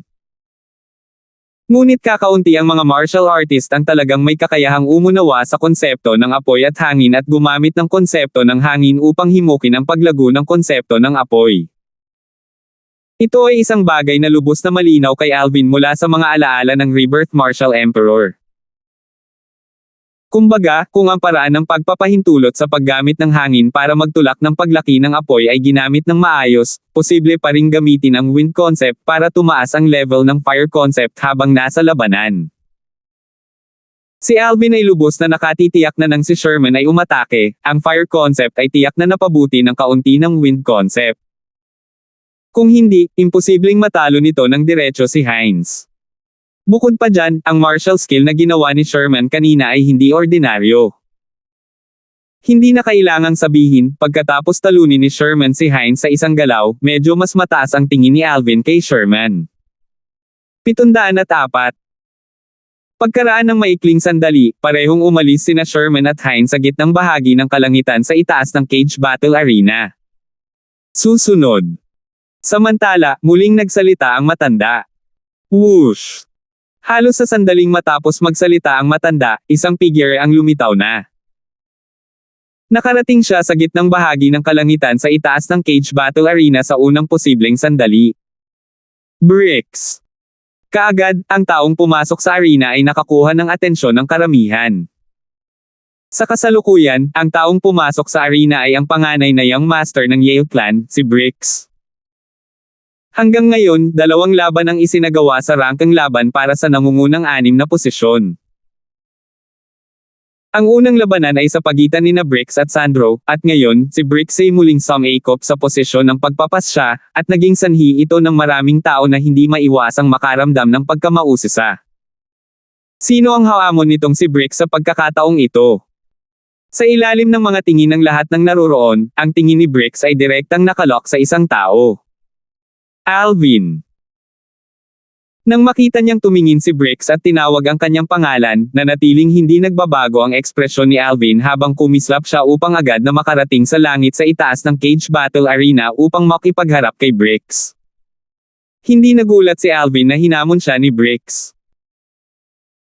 Kung tutusin, tinuruan muna niya ng leksyon ang nakababatang kapatid ni Bricks, si Ryan, pagkatapos ay pinatay ang pangalawang pinakamalakas na batang eksperto ng nakababatang henerasyon ng Bricks, si Melo. Ito ay ganap na nasa loob ng dahilan na gusto ni Bricks na makaganti sa kanya. Alvin, taglay mo ang paglilinang na ito sa ganoong edad. Hindi na kailangang sabihin, ang iyong likas na talento ay napakalakas. Sa kasamaang palad, ang landas patungo sa martial daw ay hindi lamang umaasa sa likas na talento, ito ay higit na umaasa sa kakayahang umunawa. Malinaw, hindi inisip ni Bricks na mataas ang pangunawa ni Alvin sa concept. Tino, lecture mo ba ako? Hindi napigilan ni Alvin na matawa. Hindi pa rin alam kung maaari mo akong talunin, gayon pa man naiinip ka na sa pag-lecture sa akin dito. Tila medyo hindi wasto, di ba? O upang sabihin ito ng mas bluntly, mayroon ka bang mga kwalifikasyon? Malalaman mo din agad kung may qualifications ako. Malamig na umungol si Bricks habang nanginginig ang kanyang mga paa, at pagkatapos ay kumislap ang kanyang figure kasama ng hangin para umakbay kay Alvin. Sa kanyang mga kamay, ang Spirit Saber Dan ay parang isang gasuklay na buwan ay lumitaw mula sa manipis na hangin, at ang Origin Energy ay nagngangalit dito habang sinusundan ng concept ang Origin Energy na parang anino, na nagpapakita ng kanyang lakas. Starfall Moon Chaser. Pagkarating ni Bricks sa malapit na Alvin, ang Spirit Saber sa kanyang kamay ay nanginginig na may pagtaas ng kanyang kamay, at ihahampas na sana niya ito pababa patungo kay Alvin. Halos sa sandaling itinaas ni Bricks ang kanyang kamay, gumalaw si Alvin. Ipo-ipo. Sa mga mata ng maraming martial artist na may mababang kultibasyon, si Alvin ay agad na nawala sa lugar, samantalang, ang mga martial artist na may malalim na kultibasyon ay sa halip ay nakita na si Alvin ay tila nag-transform sa isang unos na lumalapit na kay Bricks bago ibinaba ni Bricks ang kanyang saber. Sa sandaling iyon, biglang umalangaw-ngaw ang isang alon ng tumatagos sa tainga ng hangin at kidlat, at pagkatapos ay bigla itong tumigil. Swish! Kasunod nito, ang bahagyang pag-ungol ng espada ay agad na umalangaw-ngaw, at pagkatapos ay agad itong namatay. Bukod sa mga taong may malalim na paglilinang, halos lahat ng iba ay hindi nakarinig ng pag-ungol na ito ng espada. Anong mabilis na hampas ng espada? Ang mga mag-aaral ng maraming martial artist na may malalim na cultivations ay hindi napigil ang humigpit nang makita nila ang violet sword light na kumikislap sa kamay ni Alvin. Samantala, ang grade 4 na Spirit Saber ni Bricks ay kumislap na patungo kay Alvin, na napakalapit sa kanya, at tila ito ay naging isang crescent moon na bumubulusok ng buong galit. Si Alvin ay tila handa na siya noon pa man, at sa sandaling bago umalis si Bricks gamit ang kanyang espada, si Alvin ay hindi nagmamadaling lumipat sa gilid. Sa mga mata ng grupo ng mga tao na may malalim na kultibasyon, natapos na ni Alvin ang mga aksyon ng pag-indayog ng kanyang espada at sinaklob ito sa isang kisap mata, samantalang, sa sandaling sinaklob niya ang kanyang espada, tila siya ay nagtataglay ng foresight at umiwas sa gilid. Nang makita ni Bricks ang crescent moon na kumikislap at pinalakas ng grupo ng mga bituin ay nawalan ng target, ang kanyang mga mata ay dumilat, at pagkatapos ay gusto niyang kontrolin ang crescent moon upang magpalit ng direksyon at habulin si Alvin. Natalo ka na! Isang napakawalang pakialam na boses ang biglang tumunog, at si Alvin ang mabagal na nagsalita. Natalo ako! Hindi mapigilan ni Bricks na matigilan nang marinig niya si Alvin. Matapos niyang mapansin ang napakaraming kakaibang titig na bumungad sa kanya mula sa paligid, isang masamang premonition ang lumitaw sa kanyang puso, at nagmamadali siyang tumingin kay Alvin pagkatapos bawiin ang kanyang Spirit Saber at sinabi sa mahinang boses, "Ano ang ibig mong sabihin dito?" Hindi sumagot si Alvin kay Bricks, at bahagyang bumaba ang kanyang tingin upang bumaba sa lalamunan ni Bricks. Isang mababaw na marka ng espada ang lumitaw sa lalamunan ni Bricks, at isang malinaw at nakasisilaw na marka ng dugo na maganda at maningning na lumitaw doon. Nang mapansin niya kung saan tumitingin ang tingin ni Alvin, mahinang naramdaman ni Bricks ang kanyang lalamunan na bahagyang nanlamig, at nang iunat niya ang kanyang kamay upang panasan ang kanyang lalamunan, nakita niya na ang kanyang kamay ay nababalot ng nakasisilaw na sariwang dugo. Ikaw! Paano ito naging posible? Tumingin si Bricks kay Alvin na may natigil ang tingin at isang ekspresyon ng hindi paniniwala. Ngayon, nahulaan na niya na inatake na ni Alvin ang instant na paglapit ni Alvin sa kanya.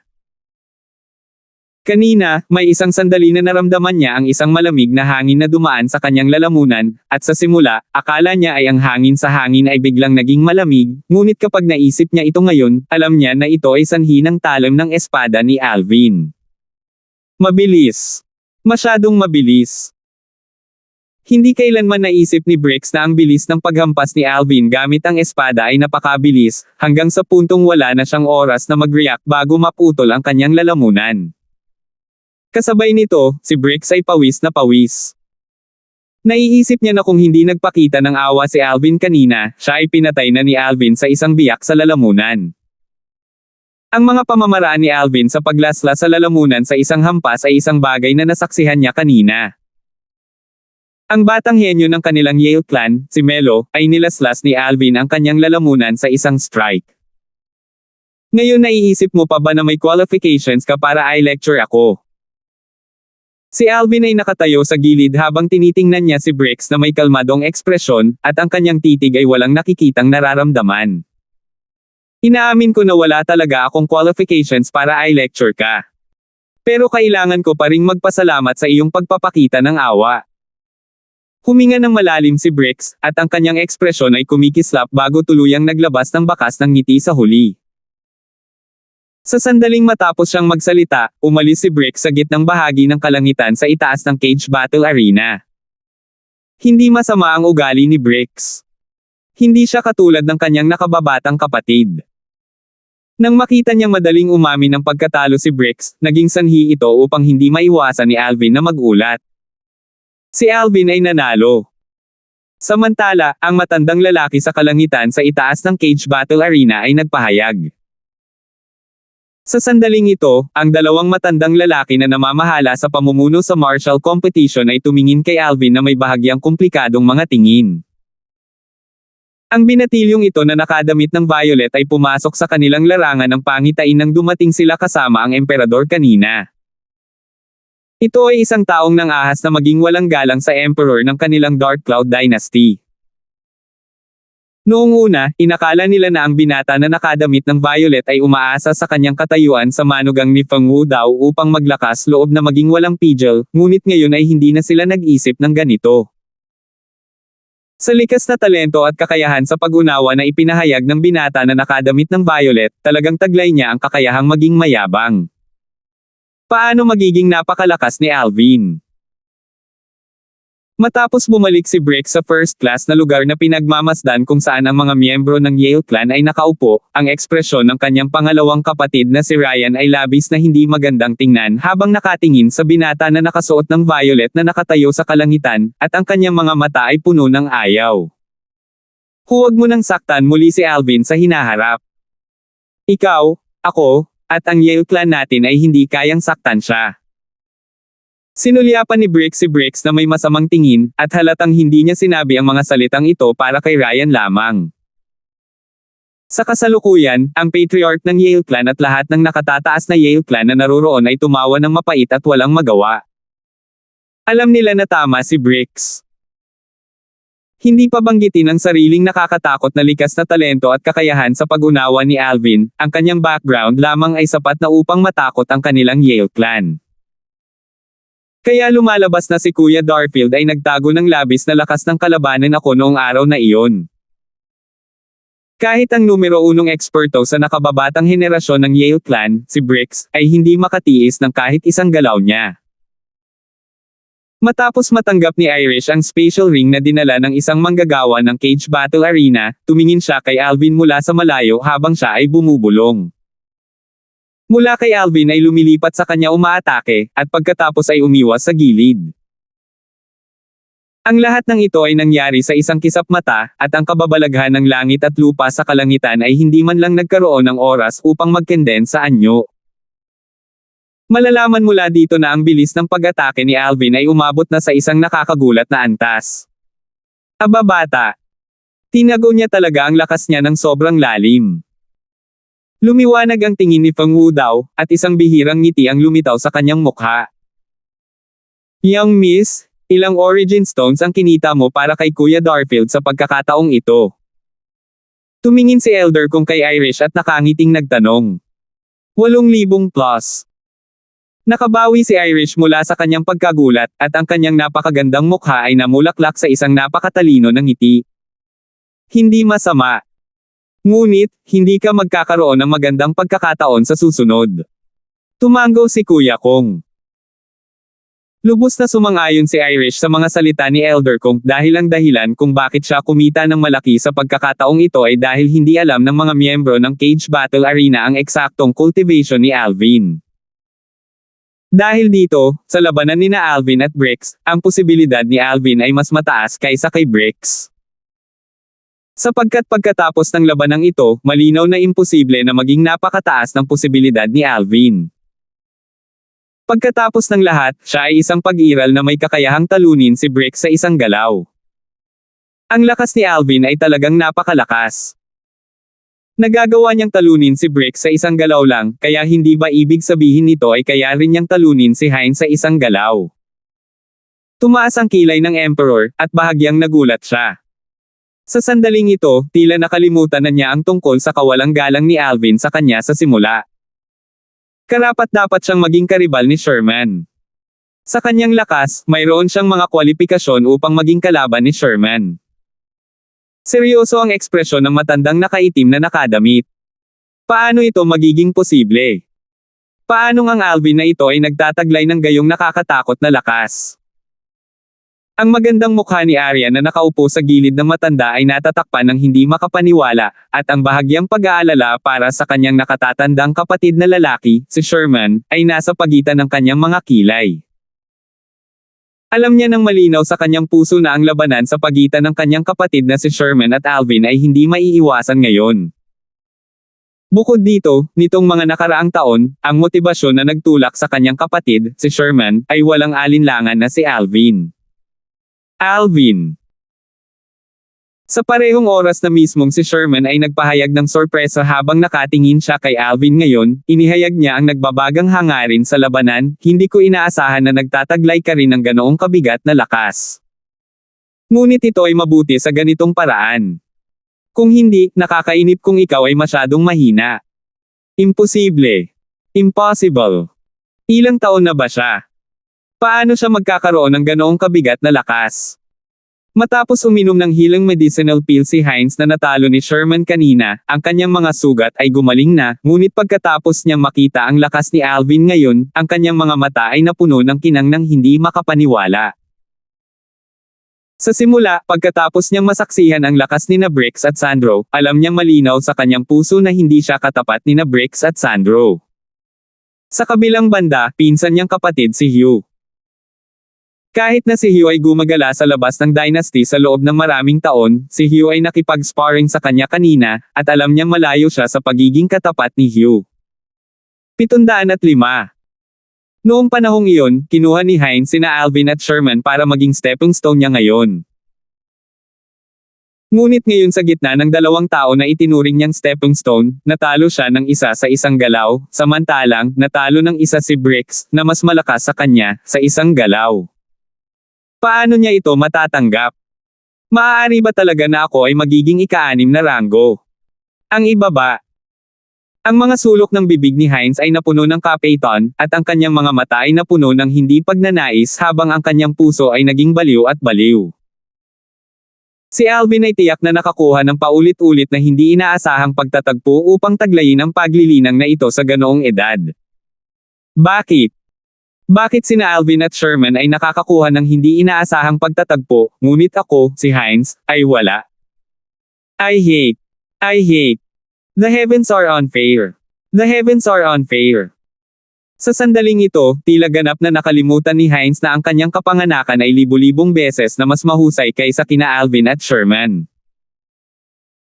Siya ay anak ng emperador ng dinastiyang Dark Cloud, ang iginagalang na ikalawang prinsipe ng dinastiyang Dark Cloud na tumanggap ng paggalang ng lahat, samantalang sina Alvin at Sherman ay mula lamang sa isang maliit na kaharian ng imperial. Kahit na si Alvin ay mula pa sa isang maliit na kaharian sa ilalim ng isang imperial kingdom, at ito ay mas mababa pa sa Sherman. Alvin, maganda. Masyadong mabigat. Samantala, ang grupo ng mga batang henyo ng Darkstone Dynasty ay sunod-sunod na papuri. Ang mga batang henyo ng iba pang imperyo ay naimpluwensyahan din nito. Sino ang nagsabi na walang mga eksperto sa atin na nagmula sa empires? Gumamit ng isang hakbang si Alvin ng Darkstone Empire para talunin ang batang eksperto ng Dark Cloud Dynasty na sumikat sa loob ng maraming taon, Bricks. Alvin, kaya mo ito. Lahat kami na katulad ng iba't ibang empire ay ipinagmamalaki ka. Tama, ipinagmamalaki ka namin. Umaasa kaming maaari mong ituro ang iyong espada sa unang pwesto. Itutok mo muna ang iyong espada. Sa siyam na second-class spectating area, nagkakagulo ang mga batang henyo ng iba't ibang empires. Sa kasalukuyan, sa 6 na antas ng Void Initiation Stage ng mga kabataang henyo na nakatayo sa kalangitan sa itaas ng Cage Battle Arena, tanging si Alvin lamang ang nagmula sa isang empire at isang batang henyo na inirerekomenda ng isang empire. Sa mata ng mga batang henyo ng iba't ibang imperyo, sa sandaling ito, si Alvin ay kumakatawan sa karangalan ng lahat ng mga batang henyo mula sa iba't ibang imperyo. Sa kalangitan sa itaas ng Cage Battle Arena, umatras si Alvin sa gilid. Brother Alvin, kahit na matagal na akong nakahanda sa pag-iisip na malalampasan mo ako sa madaling panahon. Ngunit hindi ko akalain na ang lakas mo ay nalampasan na ako sa Dynasty Martial Competition ngayon. Tumingin si Sandro kay Alvin na may masalimuot na tingin habang siya ay bumantong hininga sa pamamagitan ng voice transmission. Kuya Zhang, hindi mo kailangang maliitin ang iyong sarili. Ang iyong Earth concept ay mas malakas kaysa sa concept na naintindihan ko dahil maaari na itong magkatotoo. Umiling si Alvin. Kaya paano kung maaari itong materialize? Ito ay pa rin isang ika-9 na antas ng elementarya.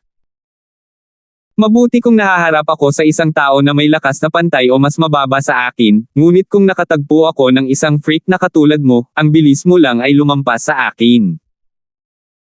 Kaya kahit na ang aking konsepto sa lupa ay maaaring maging materialize, hindi ito magiging anumang epekto sa iyo. Nagsalita ng totoo si Sandro. Kahit ano paman, tulad ng nangyayari ngayon, bukod kay Baihai na hindi pa lumaban, tiyak na ikaw ang mauuna sa aming 5 na makakapasok sa Void Interpretation Stage. Sabi ni Alvin. Siya ay lubos na nagtitiwala kay Sandro sa bagay na ito. Kapag nakapasok na si Sandro sa Void Interpretation Stage, sapat na para kay Sandro na madaling durugan silang lahat na hindi nakalusot sa Void Interpretation Stage. Sana nga. Tumango si Sandro. Susunod. Samantala, muling nagsalita ang matanda.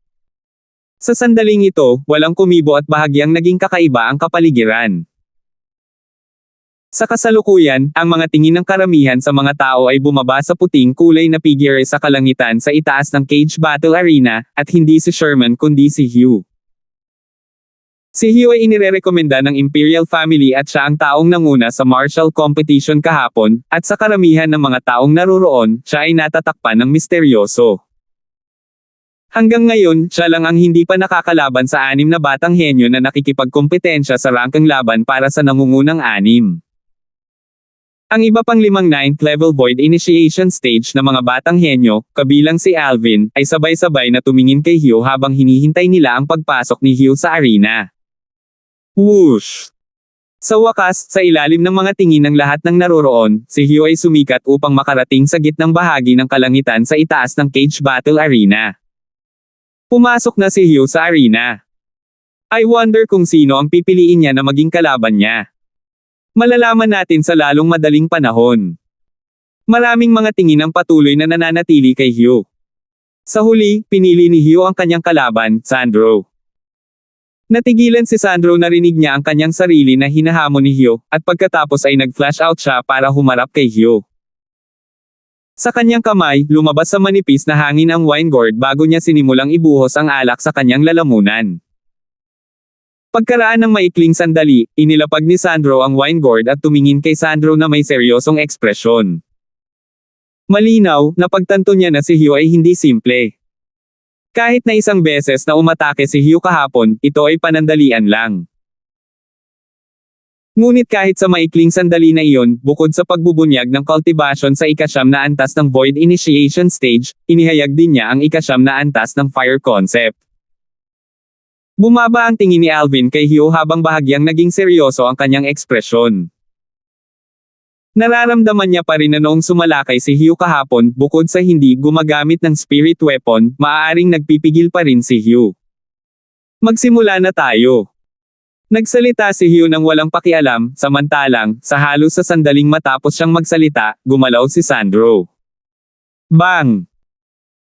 Itinaas ni Sandro ang kanyang kanang paa bago ito marahas na itinapakan, binasag ang napakalaking brick na lumitaw mula sa manipis na hangin sa ilalim ng kanyang mga paa ng magkapira-piraso bago ang kanyang buong katawan ay umasa sa nakakasuklam na puwersang ito upang sumulong patungo kay Hugh na parang kanyan.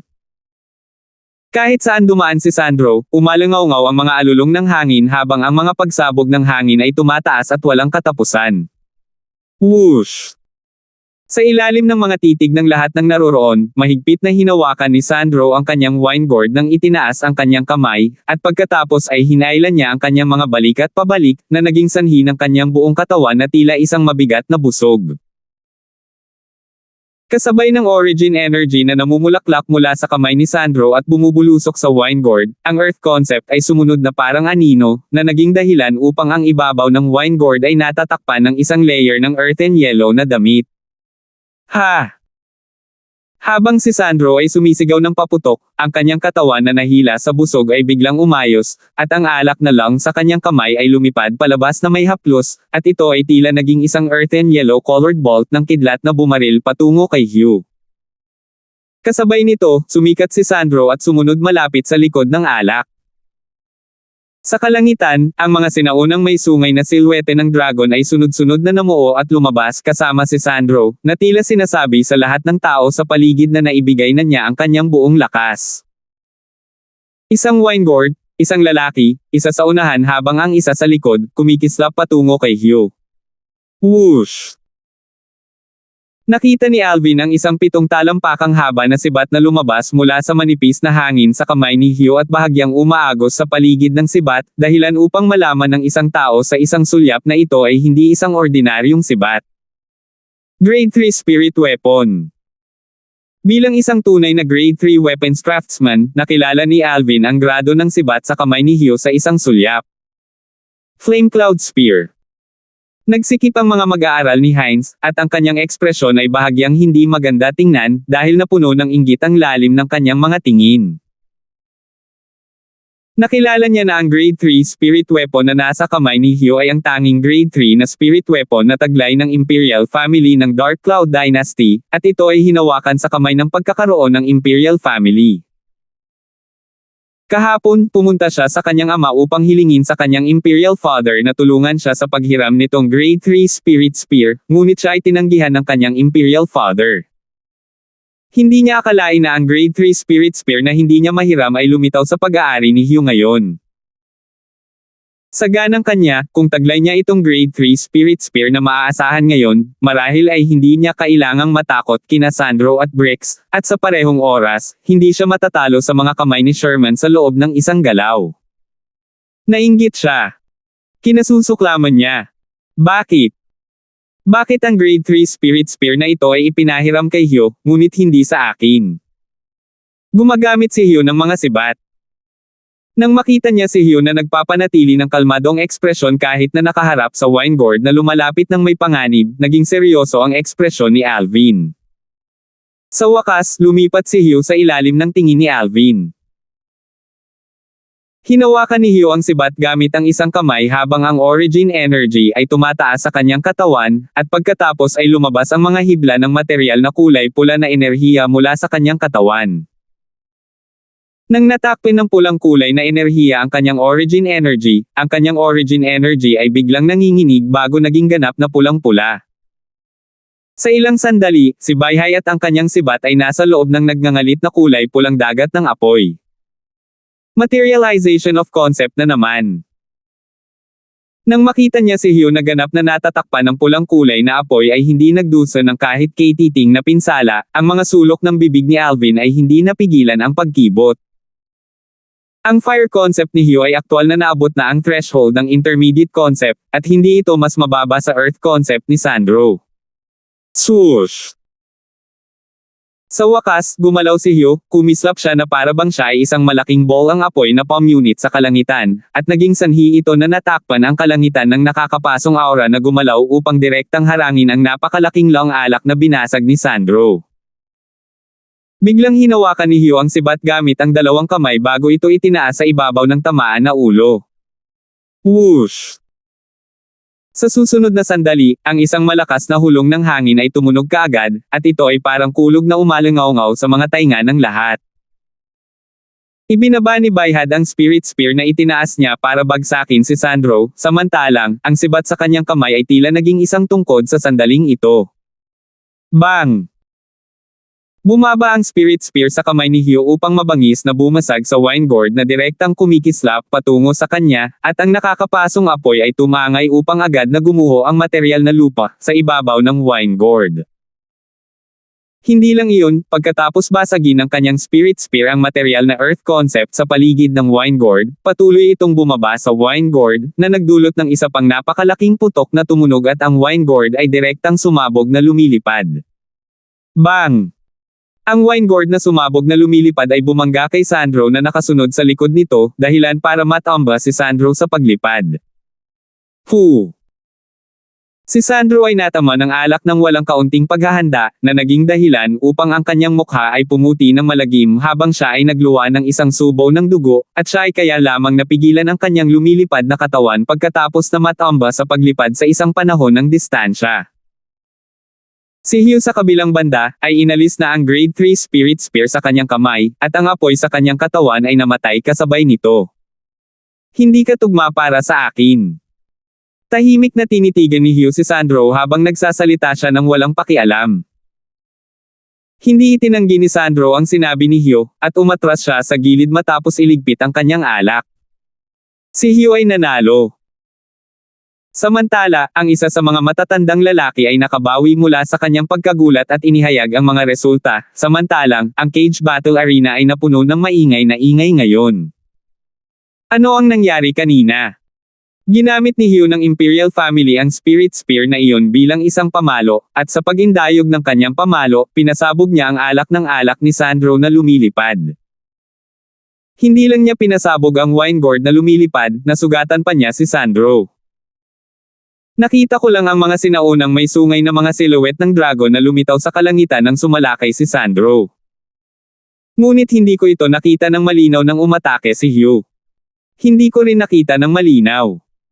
Salamat po at sinamahan ninyo ako, ingat lagi mga master.